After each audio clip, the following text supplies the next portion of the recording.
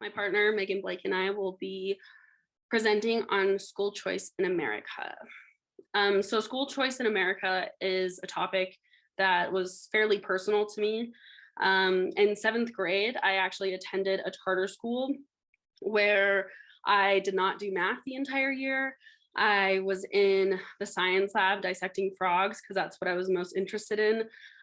It was the first year that the charter school was opened. So I firsthand experienced just the deregulation and the lack of structure within this new system of education. Within this class, I've learned so much just about like financial corruption and nepotism, things of that nature that I had no idea about. So I felt very passionately about this, and Megan did as well. So I'm happy to present. School choice defined. So what is school choice? School choice is privatized education.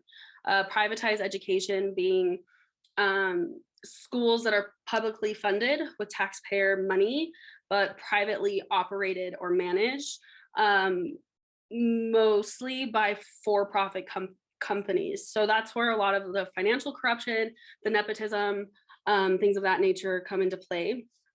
Examples of privatized education, like I said in the introduction, charter schools is one of them, voucher programs, tuition tax credits, as well as private schools.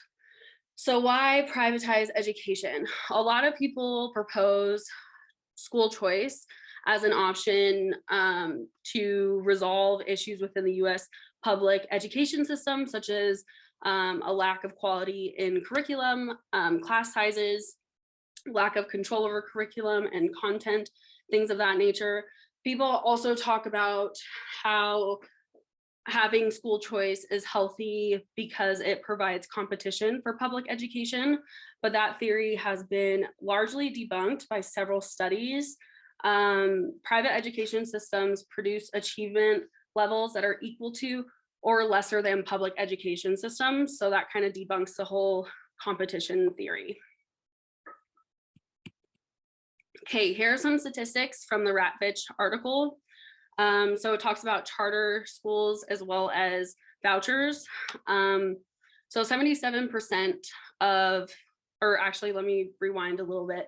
So a gentleman named Curtis Cardine was a superintendent of both charter and public schools in the state of Arizona. And he went out of his way to do a study to just figure out the improprieties within the charter education system. Not just charter, he also talked about vouchers and other school choice options. 77% of Arizona charters studied by Cardine were financially rigged. 42% of charters authorized in Arizona since '94 closed due to financial issues. So that just shows you what kind of financial, the financial instability within the choice schooling options there are. Another thing that he found was that, another thing that he mentioned in his studies was that $72.9 million received from the state of Arizona was for voucher programs. And there is some, let me pull up my notes here. So the president of the Arizona State Senate is paid $125,000 of that voucher money on top of his public salary. So not only are we seeing corruption privately through for-profit companies, but also politically. Okay, so the larger umbrella here is school choice, and then we talk about privatized education, and then we're just going to narrow it down a little further to charter schools. So here's a quote from Golick.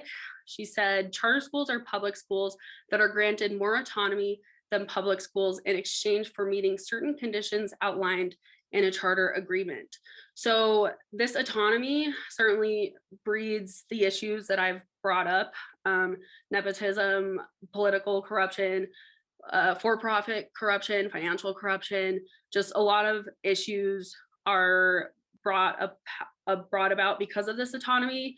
There's a lot of deregulation of curriculum in the schools. There's a lack of disclosure laws, et cetera, et cetera. Megan will go down and or explain that in further detail.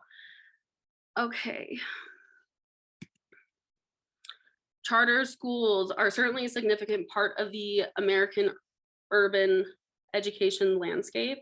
So charter education is kind of an innovative approach, and as I previously said, is looked at as a solution to problems within public education.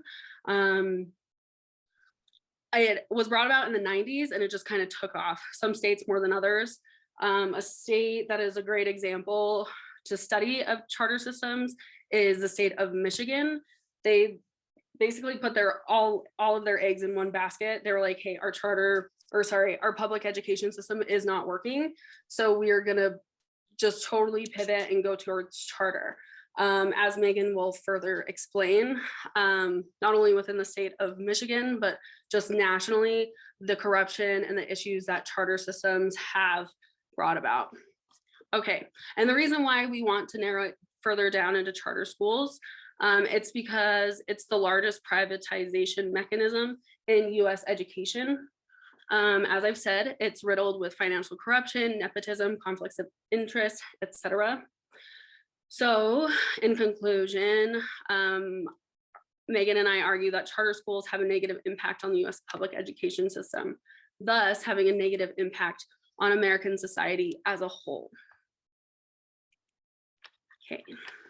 Okay, so to break that down more, charter schools receive public funding, but they're managed privately. So Belfield and Levin say that the transfer of activities, assets, and responsibilities from government and public institutions and organizations to private individuals and agencies, that's kind of their summary of what the privatization of education is. So these taxes that everybody has to pay, they all go towards the general fund of American education systems. And that money is being allocated towards our public education schools, but also towards our charter education institutions or any other choice schools.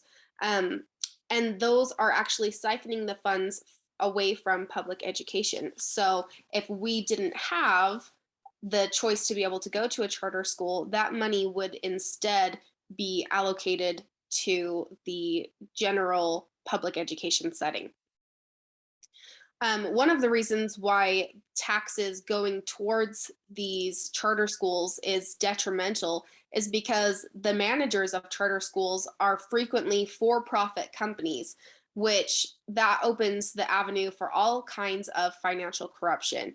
For example, we have lots of instances where the head of a charter school will actually hire their own sub companies to do work around the school or to help build the building in the first place, to install playgrounds, to do maintenance work, things of that nature. So essentially, they're taking these public tax dollars and they're writing themselves a check. They're pocketing that money because they're hiring themselves to do that work. They lack a lot of disclosure laws, which is something that really leads to financial corruption because they don't have to disclose what they're doing with these funds. They don't have that same statute of transparency that is required of other public institutions like public schools. They're also really deregulated, as Hanna was saying. They can get spectacular scores on state tests, but that's generally because they have carefully selected these students to do well on these tests. So they've chosen the students who are already proficient in English. They've chosen the students who have the higher IQs. And according to Ratvich, they also have carefully deselected those who are unlikely to succeed. They also have relentless test preparation and tough discipline as well. So this system that's meant to kind of save public education, because public education does have many flaws, this system specifically ends up doing much more harm than it does good. So these resources are being taken from the system that really needs it the most. The number one complaint in education that I hear over and over and over again from colleagues, is that there's just not enough money and priority placed in education. We don't have the funding to be able to pay our teachers more. We don't have funding for hiring instructional aides. We don't have the funding for supplies and materials, better curriculum, better programs, et cetera. It goes on and on and on. That money that taxpayers have to pay, those funds are taken directly from these underfunded public schools and given to charter or other choice schools, which are riddled with this corruption where they're paying themselves and that money is just being wasted. So, because they are for profit and they're making money off of these students, we have an increase in student enrollment strategies from charter schools. They'll try to take students from public education institutions to increase their enrollment numbers and therefore their profit. I've seen this a handful of times in my 5 years teaching in an elementary school, where we'll have students who their parents will say, oh, I don't like what this school is doing. I don't like what how they're not getting enough one-on-one attention, whatever their concern is. They take their student out and put them in a charter school so that they can do better and achieve more and have this list of promises that the charter gives to them. It also has this pretense of prestige where they think, my child is in a charter school. Charter schools are better than regular public education settings just because it's got this fancy name of charter school, and they boast that they are better. And 9 times out of 10, I would see those students within 2 or 3 months be put right back into our classrooms in this general ed setting of public education, because the parents realized, oh, these charter schools aren't exactly what they advertise them to be. It's not getting that success that I'm looking for. And ultimately, these schools are responsible, like any school, for raising up this next generation of voters and citizens in general.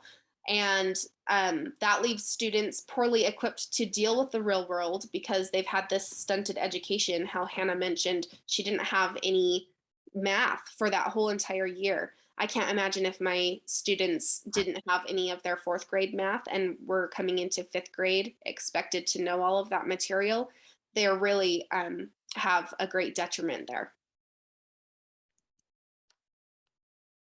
So it seems to us that charter schools and the whole notion of choice in education for where to send your student doesn't really matter to these for-profit organizations who manage them what's best for kids. They have a really unregulated curriculum that allows for racist and homophobic material to be taught.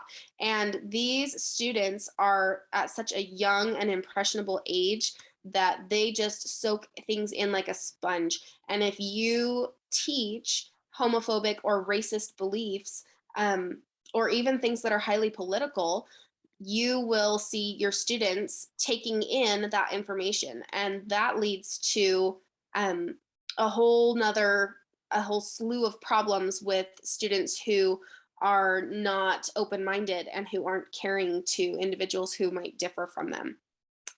Another issue with that, along that same line, is an increase in segregation in education. Ratvich says, again, that these demographics are being quietly changed by charter schools because they eliminate our English language learners or students with disabilities so that their students can perform better on these end of year state tests, so that they can make more money. And that is making it so that students aren't exposed to people who are different from them, and helps them have more of an open mind with people who are different. That opportunity is taken away from them by discounting the abilities of our students with disabilities or our English language learners. We also see more students who are chosen because of what they can afford. If they live in a certain area where their charter is, where that charter school is, if it happens to be a more affluent area, then they would be able to go there. Their test scores, even though charter schools handpick these students so that they'll do the best that they can, their test scores, Ratvich says that there's really not a lot that's been done to improve the achievement gap thanks to charter schools. According to theory that Hanna mentioned earlier, this competition that's supposed to force public schools to improve really isn't happening because we don't have the funding to be able to catch up. We don't have the funding that's necessary to compete because our competition, these charter schools, has taken that money from us. And lastly, we have these racial undertones that also have this negative impact on society as a whole, because choice was a strategy devised by Southern governors to preserve racial segregation, making the racial implications of school choice very clear. That's another quote from Ratvich. And that really highlights how in the South and in our American history, we've had schools that are really segregated. And now we have schools that are equally as segregated, but that rule is kind of unwritten. Those students are being quietly handpicked.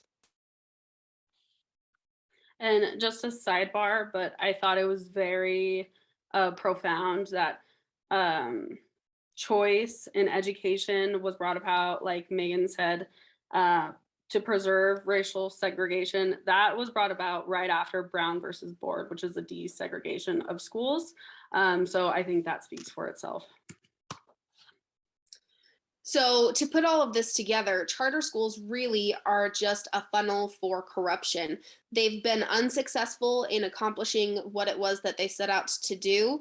Instead, they have a bunch of fraud and they are really corrupt. Um, and this really matters because we are throwing away funding and resources that are hard to come by in education in general. We're throwing that away and stealing that from legitimate educational systems.